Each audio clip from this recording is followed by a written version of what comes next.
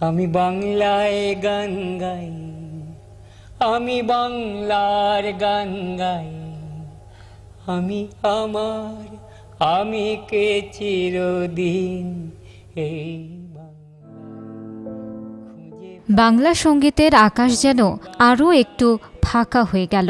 চিরতরে থেমে গেল সেই কণ্ঠ যা একদিন গেয়ে উঠেছিল আমি বাংলার গান গাই।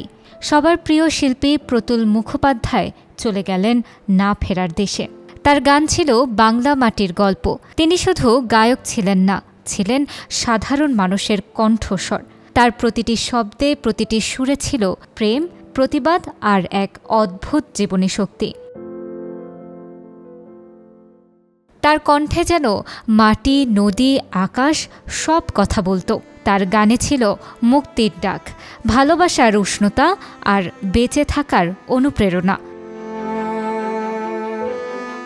৮৩ বছর বয়সী এই সঙ্গীতশিল্পী মৃত্যুর আগে গুরুতর অসুস্থ হয়ে কলকাতার SSKM হাসপাতালে ICUতে চিকিৎসাধীন ছিলেন। হাসপাতালের সূত্রে জানা যায়, অস্ত্রোপচারের পর হৃদরোগে আক্রান্ত হন তিনি। এরপর শারীরিক অবস্থার দ্রুত অবনতি হতে থাকে, সঙ্গে আবার অ্যান্টিবায়োটিক প্রতিরোধী সংক্রমণ ও নিউমোনিয়া। পরিস্থিতি ক্রমেই জটিল হয়ে ওঠে।